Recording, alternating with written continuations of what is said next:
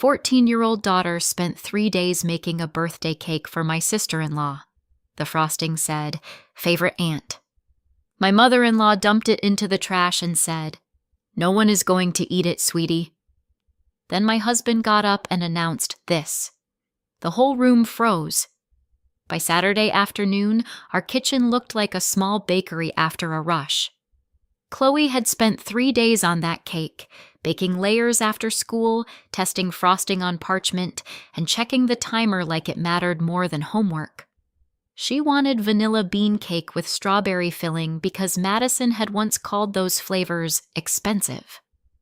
While I washed bowls, Chloe bent over the top layer with her piping bag and whispered, "Don't breathe on me, Mom." I stepped back and watched her write favorite aunt in careful pink letters, one hand shaking, the other steadying the turntable. "Should I add stars?" she asked. "If you want it to look loved, yes," I said. She smiled, added tiny piped stars, boxed the cake, and tucked extra candles into her purse. On the drive to my mother-in-law Karen's house, Chloe kept glancing at the cake carrier in the back seat. "Aunt Madison is going to lose her mind," Chloe said. "In a good way." I told her to carry it level and let Madison see it before anyone cut it. Chloe nodded so seriously it almost made me laugh. She really believed effort still meant something to every person in that family. Karen's house was already loud when we got there, full of perfume, charcuterie, and people talking over each other in the way my husband Matt's family calls celebration. Matt had raised Chloe since she was 3, so his younger sister had always been Aunt Madison to her. Madison stood by the dining room arch in a tight white dress, taking pictures with 2 friends from her acting conservatory while Karen adjusted the blinds for better light. Chloe asked if she could keep the cake in the spare fridge until dessert, and Karen said, "As long as it doesn't take up too much room." We waited through dinner and through Madison opening glossy gift bags while saying, "Oh my God, stop," without ever sounding like she meant it. When Karen announced dessert, Chloe straightened so fast her fork hit the plate. She went to the spare fridge, lifted out the cake box, set the lid aside, and carried the cake out with both hands, slow and careful, and the whole room turned toward her. Even my father-in-law Robert stopped talking. The frosting was smooth, the strawberries around the base were still bright, and the pink lettering sat right in the center. Favorite aunt. Chloe looked proud and nervous at the same time. "I made it for you," she said to Madison. "From scratch." For 1 second, nobody spoke. Then Madison tilted her head, looked at the writing, and let out a short laugh that did not belong in that room. At first I thought Madison was just surprised. Then she covered her mouth and said, "Wait, this is serious?" One of her friends looked down at her plate. Madison stepped closer to the cake without touching it, her face tightening like Chloe had handed her something embarrassing. "Favorite aunt?" she said. "That's intense." Chloe blinked. "You said you liked this kind," she answered. Madison let out another laugh, sharper this time. "Yeah, in pictures. I have callbacks next week. I'm not eating sugar, and I definitely can't post a cake that says that." Karen made a quiet sound of agreement. Chloe still stood there holding the board. "You don't have to post it," she said. "I just made it because it's your birthday." Madison glanced at her friends and shrugged. "It kind of looks like a kid cake, Chloe. And favorite aunt makes it sound like I'm 40. A couple people smiled the way adults do when they want to laugh without owning it. Chloe's face went red fast enough that I could see the color move. She looked from Madison to me like she had missed an instruction somewhere. Then Karen pushed back her chair. Karen crossed the room with that brisk, practical energy she uses when she wants cruelty to pass as common sense. She slid one hand under the cake board and said, "Let me help before this gets messier than it already is." Chloe didn't let go right away. Karen lowered her voice into that sugar-sweet tone she saves for public corrections. Honey, nobody here is going to eat this, sweetie. Madison has to be careful, and most of us are trying not to poison ourselves with frosting. Chloe's mouth opened, then closed. She worked 3 days on that, I said, finally getting out of my chair. Karen gave me a look like I was the one making a scene. And that was very poor judgment, she replied. Then, in front of the whole table, she lifted the cake, walked it to the kitchen trash, tipped the board, and let the whole thing slide into the can. Strawberries, layers, pink letters, all of it. Chloe made one small sound and covered her face. Madison looked away. Robert muttered, "Let's not blow this out of proportion." And one of Matt's aunts said, "Teen girls are sensitive about food." I stood there with my body hot and useless. Chloe started crying in the middle of the dining room, and half the family acted like the embarrassing part was the crying. Madison sat back down first. "Can we please not ruin my birthday over cake?" she said, reaching for her glass like the problem had simply appeared on its own. Karen came back from the kitchen wiping frosting off her fingers. "Exactly," she said. "We had fruit and macarons for a reason." Chloe turned toward the hallway, still crying, and I followed her, but before we made it out, Karen called after us, "She needs to learn not everything she makes is appropriate for every event." That stopped me cold. I turned and saw the table clearly for the first time. Relatives studying their plates, Madison staring at her phone, Robert annoyed that dinner had become inconvenient, and Matt sitting very still at the far end with his napkin folded beside his hand. He wasn't angry in the loud way. He looked precise. Chloe whispered, "I'm sorry." And that was the sentence that finally snapped something in me. "You are not apologizing for being kind," I told her. Across the room, Matt pushed his chair back with a scrape that cut through every other sound in the house. Karen opened her mouth, probably to manage him the way she managed everyone else. She was too late. I knew that look on my husband's face. Matt stood up slowly enough that everyone watched him before he said a word. He picked up his water glass like he was making a toast, then looked directly at Madison. "I wish you every success in acting, modeling, and adulthood," he said. His voice was calm, which made the silence around it even tighter. Madison gave a confused smile. Karen said, "Matthew, sit down." He didn't even glance at her. "Starting today," he continued, "you can finance all 3 yourself." The words landed in order, first on Madison, whose face emptied, then on Robert, who actually set his fork down, then on Karen, who went pale before she went furious. Chloe had stopped crying without realizing it. "What are you talking about?" Madison asked. Matt finally looked at Karen and Robert. "You know exactly what I'm talking about." Karen said his name again, sharp this time, but no one moved. Karen, Robert, and Madison understood immediately that he meant the acting conservatory, the housing supplement, and the endless little rescue payments dressed up as family support. Madison's friend stared at the floor. Robert muttered, "Don't do this here." Matt kept his eyes on his sister. "I'm already doing it here." The whole room froze.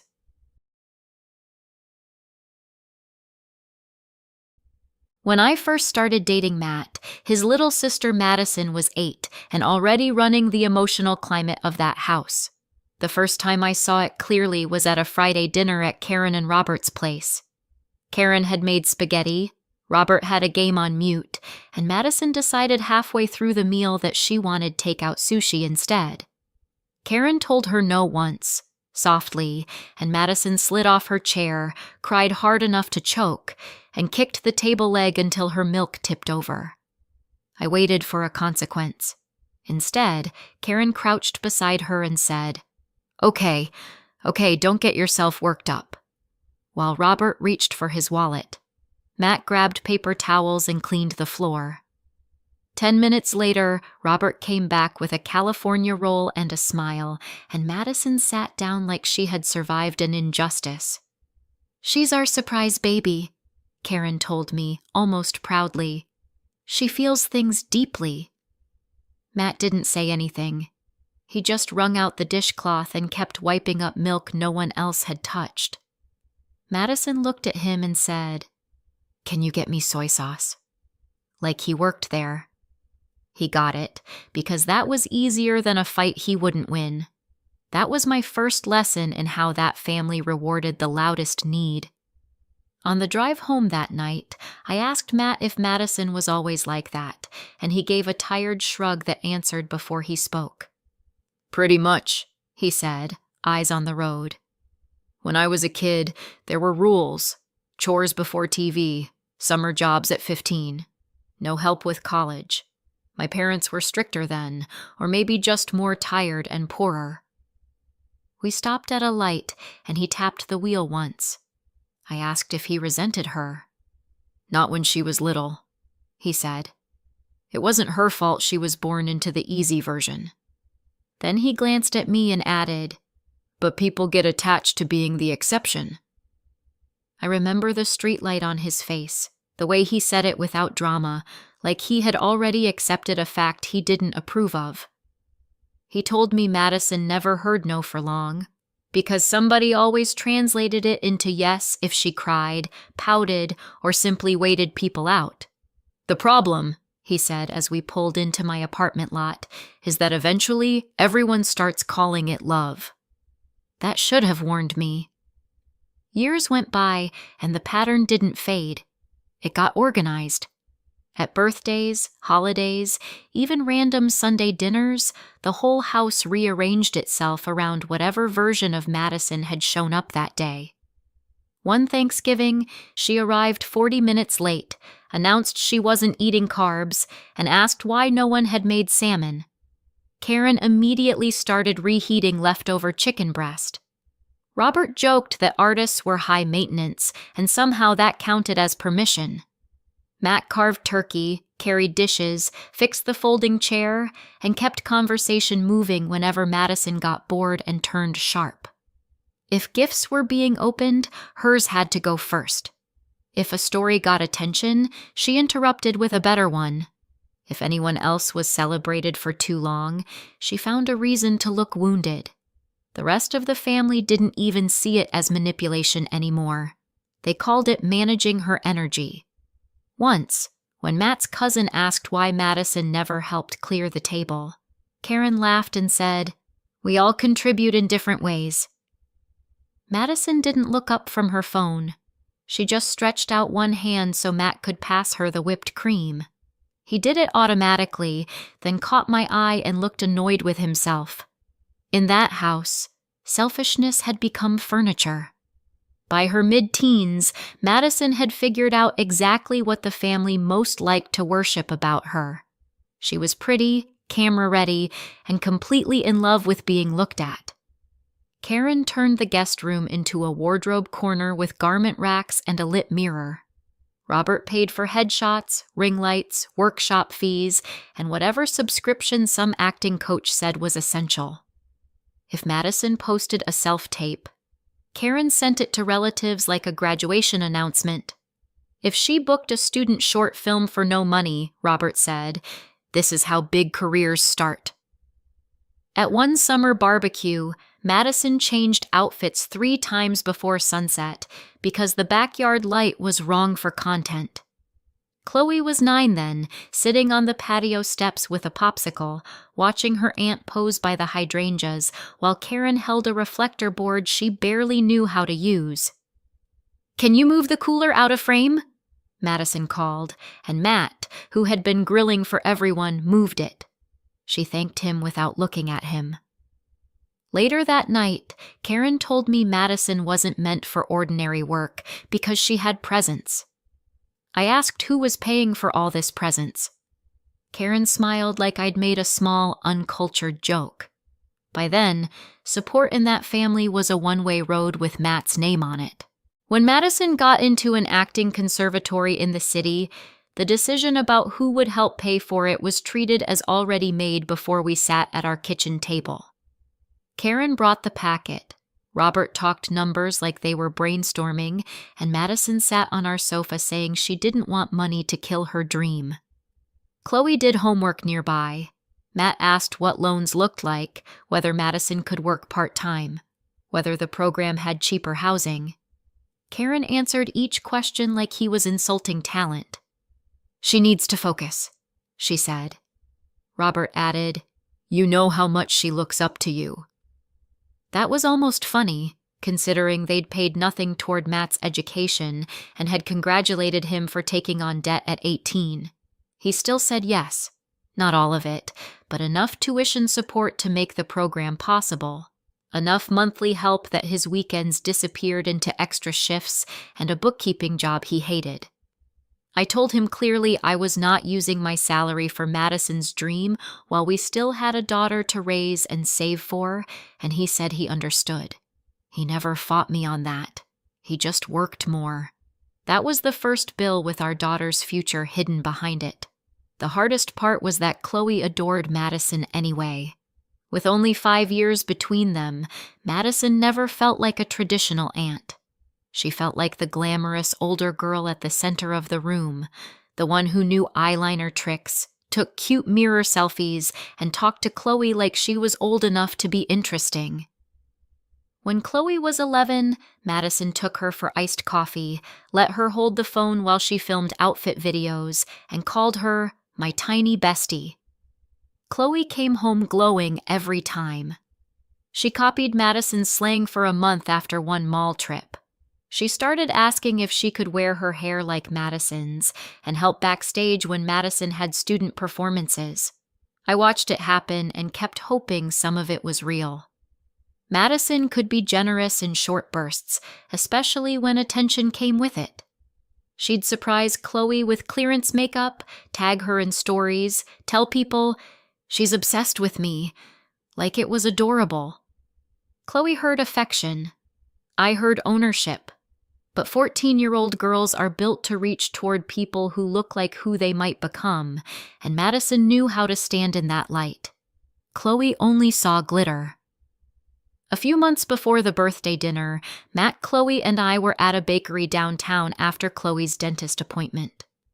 We were waiting for coffee when Madison walked in, saw a display cake covered in fresh strawberries and soft pink piping, and stopped long enough to say, "Okay, that is gorgeous. If anyone ever loved me properly, they'd get me something like that." Then she laughed, took a picture, and left because she got a call. Chloe watched her go, then quietly took one too and stood there staring at the cake like she had just been handed a clue. On the drive home, she said, "Did you hear what she said?" I did. I also heard the theatrical way Madison had said it. The kind of line she tossed out whenever an audience was available. Chloe didn't hear performance. She heard instructions. She kept the photo she'd taken of that bakery cake on her phone, asked me 2 weeks later how to make stabilized whipped frosting, and started sketching decoration ideas in the notebook where she usually wrote algebra reminders.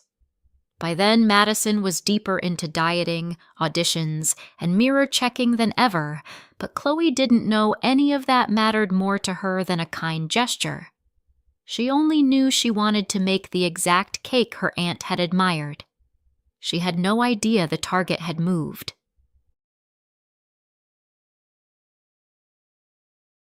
We left before anyone could call it an overreaction. Chloe cried the whole drive home, then got angry at herself for crying, which somehow made it worse. From the back seat, she kept saying, "I should have just bought her something normal." And then, "Maybe I made it too childish." And finally, "I can text her and apologize." Matt pulled into our driveway but didn't turn off the engine right away. He twisted in his seat and looked straight at her. "You are not apologizing for making a gift," he said. His voice was firmer than I'd heard all night. I added, "The problem was never the cake. The problem was adults humiliating a 14-year-old for being thoughtful." Chloe wiped her nose on the sleeve of the blue dress. But what if she really hated it? She asked. Matt answered before I could. Then she says thank you and leaves it on the counter. That's what decent people do. She got quiet after that, which in Chloe usually means she is trying to rebuild a world in her head that just broke.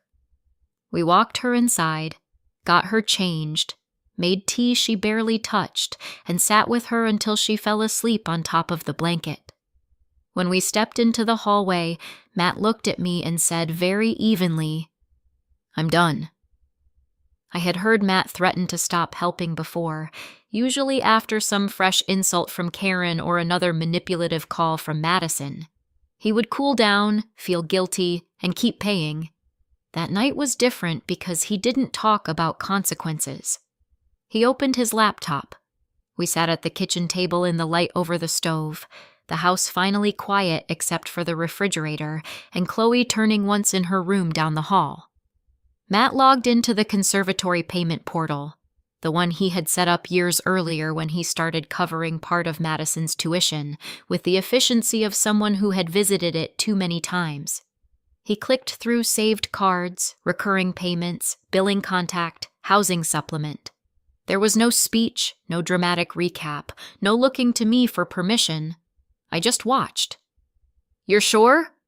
I asked once, because I needed to know whether I was witnessing anger or a decision. He nodded without looking up. "If I leave this in place after tonight," he said, "then I'm telling Chloe exactly what her place is." He removed his card. He canceled the automatic tuition draft. He deleted the backup payment for the housing supplement. Then he changed the billing email from his address to Madison's and hit confirm. A bland little page said the updates had been saved. A second later, the confirmation email landed in his inbox. Madison called 19 minutes later. Matt looked at the screen, put the call on speaker, and set the phone face up between us. "What did you do?" she demanded before he said hello. In the background, I could hear traffic and one of her friends asking what happened. Matt folded his arms. "I stopped paying your expenses." She gave a disbelieving laugh. "Because I didn't want cake?" "No," he said. "Because you humiliated Chloe for making one." Madison immediately shifted tone, going hurt and incredulous at the same time. "I did not humiliate her. I said I couldn't eat it. Mom handled it badly, sure, but you're punishing me over dessert. That's insane." Matt didn't move. "You didn't have to eat it. You did have to act like a decent adult to a 14-year-old who spent 3 days making you something." Madison said, "I'm your sister." He answered, "And you're 19. That shut her up for half a beat. Then she started talking faster about deadlines, housing, and how the tuition draft had been due that week, so this one reaction could derail everything she'd worked for. Matt let her finish. "You should have thought about adulthood before you treated my daughter like a joke in front of a room full of people," he said. "I'm done financing you." For once, he didn't soften a single edge. Karen called before Madison had time to invent a better story. Matt stepped into the living room, not to hide from me, but to keep his voice low near Chloe's room. Karen started in that clipped managerial tone she uses when she thinks confidence can restore order. "Put the card back on tonight," she said. "Madison's education is too important for impulsive punishment." Matt leaned against the mantel. "This isn't impulsive." She ignored that. "She is under pressure you don't understand. Young women in that industry have to be disciplined." "Disciplined," he repeated. "Chloe is 14. She spent 3 days making that cake. Madison mocked her, and you threw it in the trash." Karen snapped, "Because it was inappropriate." Matt's voice stayed level. "No, it was generous. What was inappropriate was a room full of adults acting like my child deserved to be publicly embarrassed because Madison had a preference." Robert broke in then, louder and less polished. "You don't cut family off over one dinner." Matt answered him too. I'm cutting off the part where I sacrifice for people who can't show basic kindness to my daughter." There was a silence so long I thought the call had dropped. Then Karen said, stunned, "You're really choosing this." Matt looked toward the hallway and said, "I already did." Karen finally heard the word, "No." After the calls were over, the house felt different in a way I didn't trust at first, like the quiet after a storm might still be a trick. Matt sat beside me at the kitchen table and rubbed his eyes. He looked tired, but not conflicted. That was new. For years I had watched him leave his family's house angry, only to spend the drive home explaining their intentions, reducing his own hurt, sanding down every sharp edge until he could keep functioning as their emergency fund and emotional translator. That night he didn't translate anything. He didn't say his mother meant well, or that Madison was immature, or that Robert was old school. He said what happened. He named it. He acted on it. I poured the cold tea down the sink, packed Chloe's blue dress into the laundry, and felt something in me settle all the way to the bottom. "You chose us," I said quietly. Matt looked almost surprised by the sentence, then nodded once. "I should have done it sooner." Maybe he should have, but I wasn't interested in punishing progress because it came late. I went to check on Chloe, tucked the blanket back over her shoulder, and stood in the doorway for a second. For the first time since I had joined that family, I felt completely calm.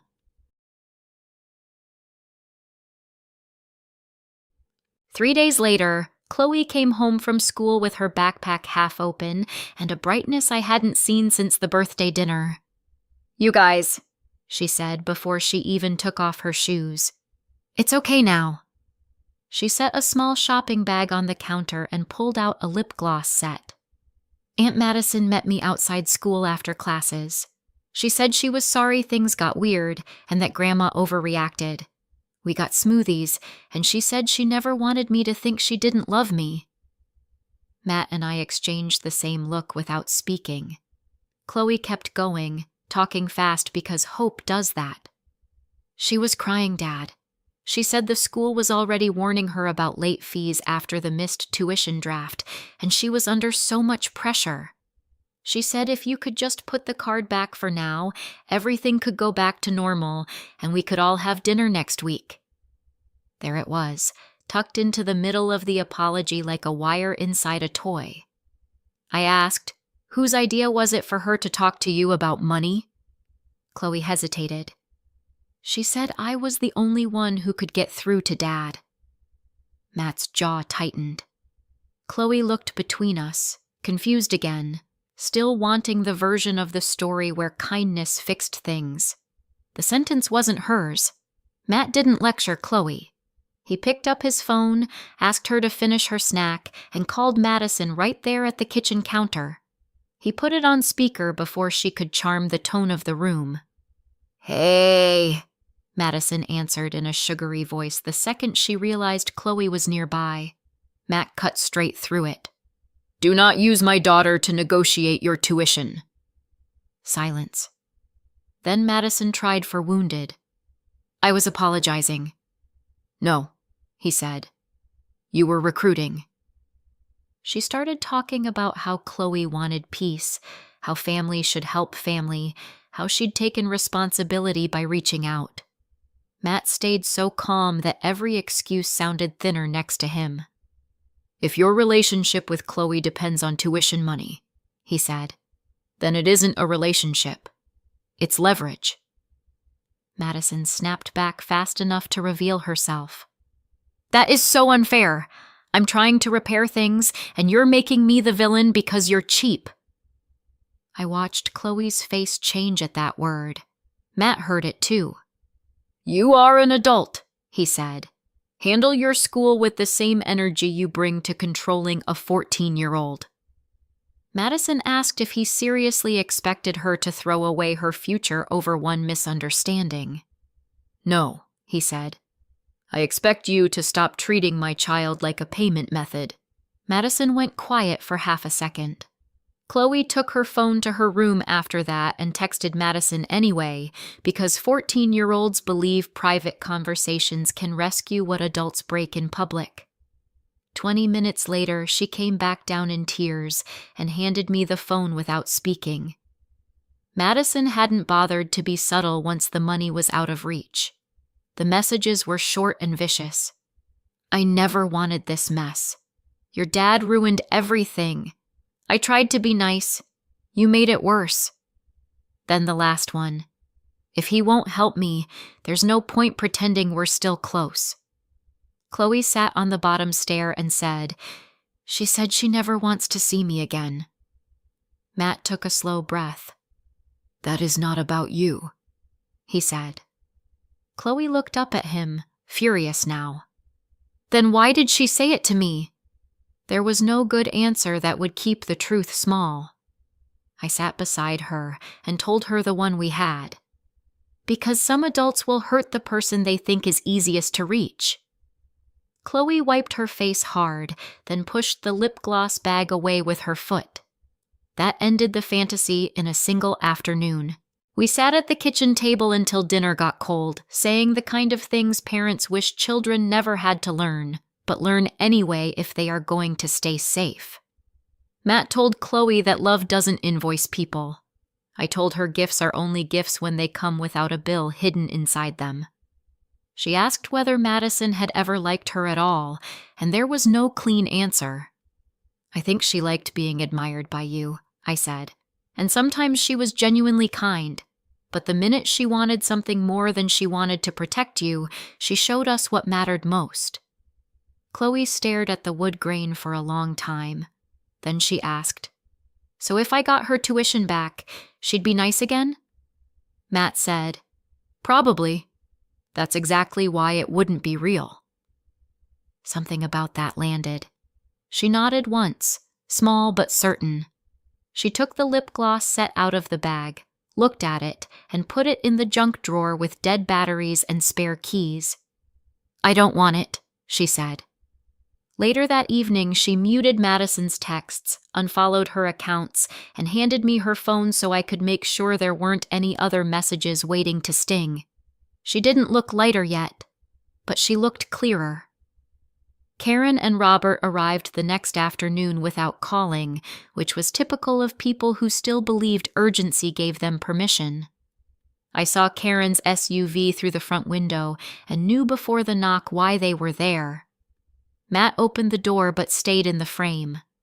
Karen started before anyone else could speak. "This has gone far enough," she said. "The school is charging penalties, and Madison could lose her place." Robert stood beside her with a folder. "We can't cover this," he added. "Not on this timeline." Matt didn't step aside. "Then Madison needs a plan that doesn't involve me." Karen's eyes flashed past him, searching for Chloe. I moved up beside Matt. "You don't get to say her name in this conversation after using her." Karen straightened. "No one used her." Matt answered before I could. "Madison did, and you were hoping it would work." Robert opened the folder and started pulling out statements and warnings. Matt never looked at them. "I paid for years," he said. "I'm done sacrificing for someone who humiliated my daughter and then tried to manipulate her for money." Karen said, "You're abandoning family." Matt said, "No, I'm protecting mine." 5 minutes later, they were back in the SUV and out of moves. 6 months later, our Saturdays look different. Chloe still bakes, but now the cakes stay in kitchens where people say thank you before anything else. She signed up for pastry class at the community center with money Matt used to spend on Madison's housing supplement, and he drives her there every week. He hasn't spoken to Karen or Robert since the day they stood on our porch and tried to turn tuition into a moral emergency. Through relatives, we heard they borrowed against the house to keep helping Madison, and even that wasn't enough. She had to get a job at a retail cosmetics store while staying in school, which, from where I stand, sounds like ordinary adulthood. Chloe doesn't idolize her anymore. That part is gone for good. But a few weeks ago, Madison sent one message through a cousin instead of through pressure. It was short, direct, and free of excuses. Madison said she was sorry for mocking the cake, sorry for using Chloe, and sorry for making love feel conditional. Chloe read it twice, set the phone down, and said, "Maybe later." I thought that was wise. In our house, later is allowed. So is distance. So is starting again carefully, if it ever becomes safe enough to matter. Now, it's just a kid baking for people who deserve the plate. What do you think? Did my husband do the right thing by cutting her off? Should he have done it much earlier? And was he right to let our daughter decide for herself whether she still wanted contact?